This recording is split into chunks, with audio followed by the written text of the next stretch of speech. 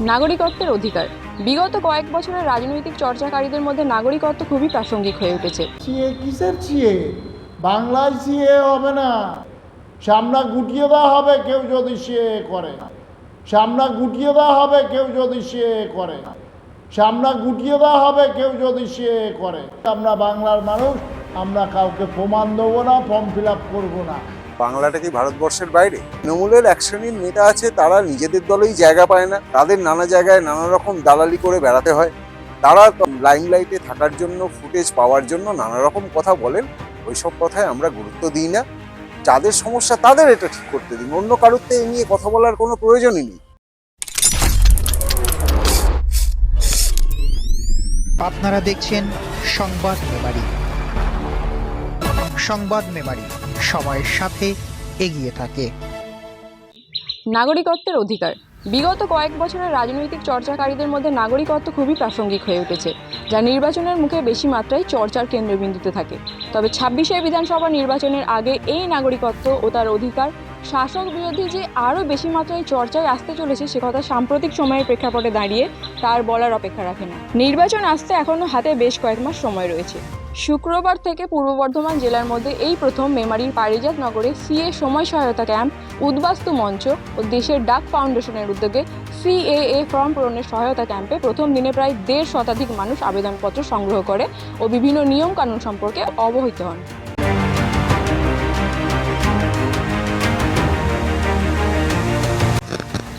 পূর্ব বর্ধমানের মধ্যে প্রথম মেমারি উদ্বাস্তু মঞ্চ ও দেশের ডাক ফাউন্ডেশনের উদ্যোগে সিএএ ফর্ম পূরণের মেমারি পারিজাত নগরে চালু হলো এই সহায়তা ক্যাম্প।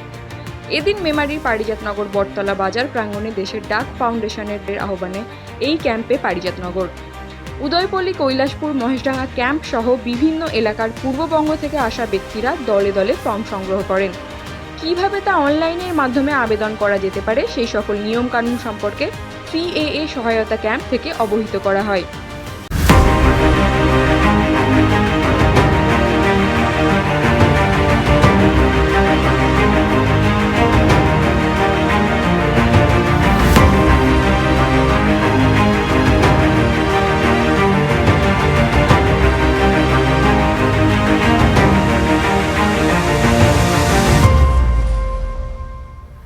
নাগরিক সংশোধনী আইন। সাম্প্রতিক সময়ে যা ঘিরে সরগরম রাজ্য ও রাজনীতি, বিতর্ক থাকবেই। এই রাজ্যে কি নাগরিকত্ব সংশোধনী আইন চালু হতে চলেছে? কি ভাবছেন রাজ্যের মানুষ? হ্যাঁ, আমি ডকুমেন্ট কিছু এখন নেয়নি, খালি ওইটা ফর্মটা দিয়ে একটু নামটা দেখে নিল, তোমার আমি একটা ব্যাংকের বই দিলাম, বললো এটা হয়ে যাবে, ব্যাংকের বইটাই হয়ে যাবে। আমার কাছে রয়েছে আধার কার্ড আছে, ভোটার কার্ড আছে, প্যান কার্ড আছে, হ্যাঁ, ইউনিয়নের কার্ড আছে। আমি আসছি 68 সালে। হ্যাঁ, না আমার কাছে নেই, কিছু সার্টিফিকেট সব ছিল, আমার সময় হারিয়ে গেছে। ওখানে সেই পাকিস্তানের অত্যাচারে, খান সেনাদের অত্যাচারে, সাধারণ মানুষের অত্যাচারে বিভিন্ন মানুষজনকে মেরে দিচ্ছিল, হ্যাঁ, পোড়ায় দিচ্ছিল, খুন করছিল। সেই দৃশ্য দেখে আমরা ওখান থেকে পালিয়ে আসতে বাধ্য হই। হ্যাঁ, বাবাটাও সবাই চলে আসে। হ্যাঁ, আমার বাড়ি ছিল খুলনায়, পূর্ব পাকিস্তানের খুলনায়। এখানে উদয়পল্লী, পশ্চিমপাড়া, মেমারি। ভবেন বাইন। এখান থেকে জেরক্স সার্টিফিকেট গুলো দেখিয়ে ফর্ম তুললাম। কিছু বলিনি, আমি এমনি দেখিয়েছি। 1975 সালে মুজিবর মারা যাওয়ার 5 দিন আগে ভারতে ঢুকেছি। বাংলাদেশ ছিল ফরিদপুর জেলা, গোপালগঞ্জ সাব ডিভিশন, এখন টুঙ্গিপাড়া থানা।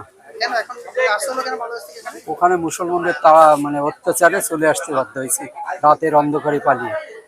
কোনো কাগজপত্র কিছু নিয়ে আসতে পারিনি। হ্যাঁ, ভবেন বাইন। এখানে এই মেমারি পৌরসভা 2 নম্বর ওয়ার্ড, পারিজাতনগর, বটতলা বাজারের পাশে। সব কিছু A to Z কাগজপত্র সব আছে। মেমারি উদ্বাস্তু মঞ্চের আহ্বায়ক বলেন, 2002 সালের আগে আসা বাংলাদেশি হিন্দু উদ্বাস্তুদের নাগরিকত্ব দেওয়ার উদ্দেশ্যে কেন্দ্রীয় সরকার এই উদ্যোগ নিয়েছে। এই সহায়তা শিবির থেকে বিনামূল্যে 4 পৃষ্ঠার ফর্ম দেওয়া হয়। প্রদত্ত ফর্মে নিজের নাম, বাবার নাম, স্বামী বা স্ত্রীর নাম, জন্ম তারিখ, ফোন নম্বর, ইমেল আইডি, আধার কার্ড, বাংলাদেশের ঠিকানা বা প্রমাণপত্র এবং এদেশের সঠিক ঠিকানা পূরণ করতে হবে। এই ক্যাম্পে সরকার নির্ধারিত 50 টাকা ফি লাগবে, এর বাইরে কোনো খরচা লাগবে না।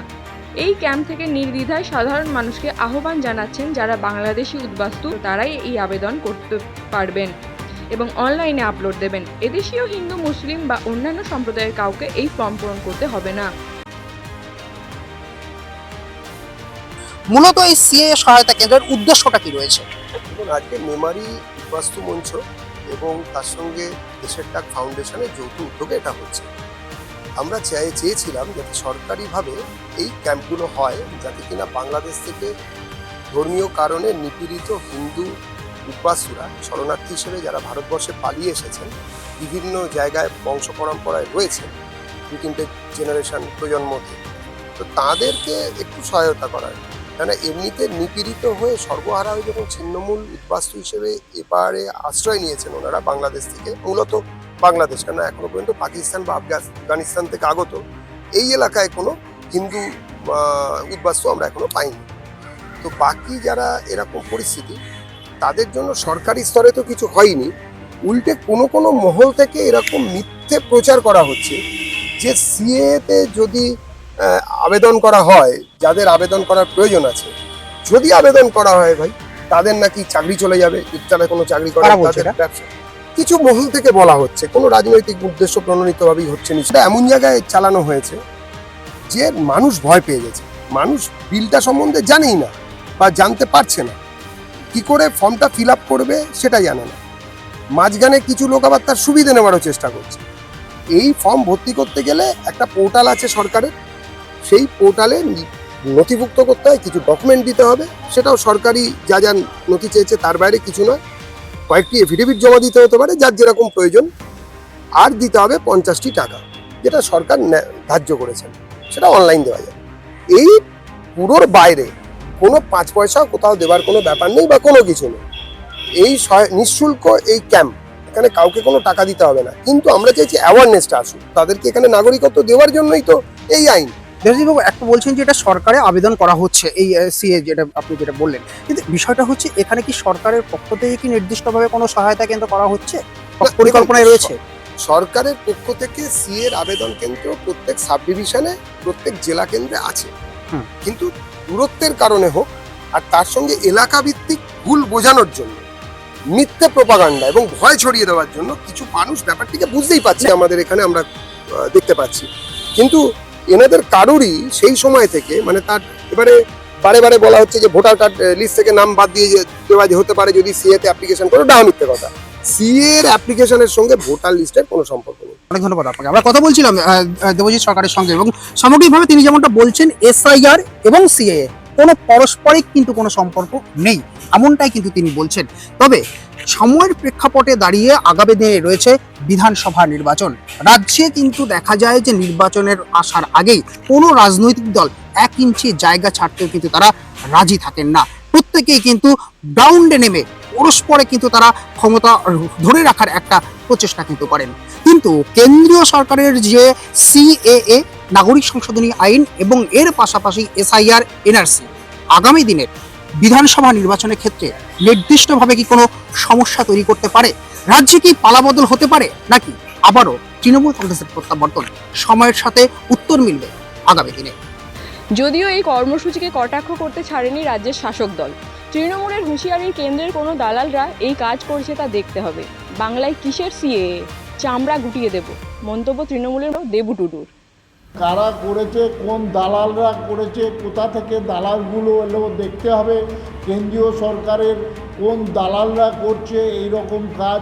এখানে তো সিএ বলে কোনো কথাই হতে পারে না। সিএ কিসের সিএ? বাংলায় সিএ হবে না, চামড়া গুটিয়ে দেবো আমরা গরিব মানুষ, আমরা উদ্বাস্তু মানুষ, ওইসব কে সিএ? চামড়া গুটিয়ে দেওয়া হবে কেউ যদি সিএ করে। কিসের সিএ, কিসের প্রমাণ? আমরা ভারতবর্ষের মানুষ, আমরা বাংলার মানুষ, আমরা কাউকে প্রমাণ দেবো না, ফর্ম ফিল আপ করবো না।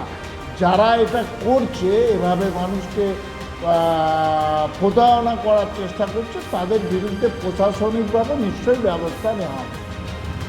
কথা, বাংলাটা কি ভারতবর্ষের বাইরে? সিএ তো একটা আইন হিসেবে পাশ হয়ে গেছে এবং সেটা আইন সিদ্ধ, সেটা তো পুরো ভারতবর্ষের জন্য। বাংলা তো ভারতবর্ষের বাইরে নয়। দেবু টুডু বাবুরা তাদের একটা স্বপ্ন যে পশ্চিমবাংলাটাকে পশ্চিমবাংলাদেশ বানাবেন, তাদের নেত্রী সেই লক্ষ্যে কাজ করে যাচ্ছেন লাগাতার, কিন্তু আমরা তো সেটা হতে দেবো না। দ্বিতীয় কথা হলো যে সিএ আনা হয়েছে কাদের জন্য? বাংলাদেশ থেকে যে হিন্দু উদ্বাস্তুরা যারা এসছেন, যারা অত্যাচারের জন্য ওখান থেকে চলে আসতে বাধ্য হয়েছেন এখানে, তাদের জন্য।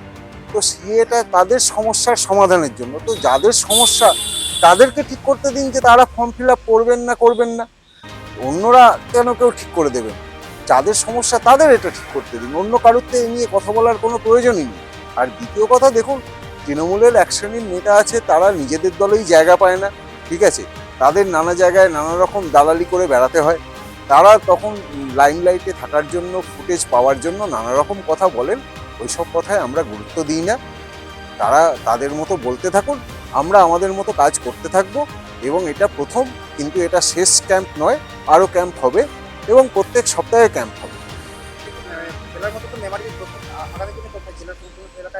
সেটা যখন যখন হবে তখন তখন জানতে পারবেন। আমি যেটা বললাম যে প্রত্যেক সপ্তাহে ক্যাম্প হবে।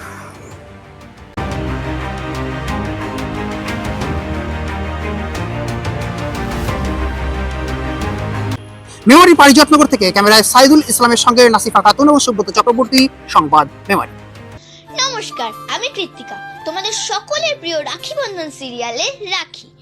দুর্গাপুজো, কালী পুজো, উৎসবের সকল দিনগুলোর জন্য আমার তরফ থেকে তোমাদের অনেক শুভেচ্ছা। আর সংবাদ মেমারি পর্দায় চোখ রাখতে ভুলো না কিন্তু, কারণ সংবাদ মেমারি নিয়ে আসছে সংবাদ মেমারি পুজোর আড্ডা। আমি তো থাকছি, আর তোমরা থাকছো তো। দুর্গাপুজো, কালী পুজো আর সকল উৎসবের দিনগুলো তোমরা খাও, দাও আর খুব মজা করে কাটাও। আপনারা দেখছেন সংবাদ মেমারি। সংবাদ মেমারি সময়ের সাথে এগিয়ে থাকে।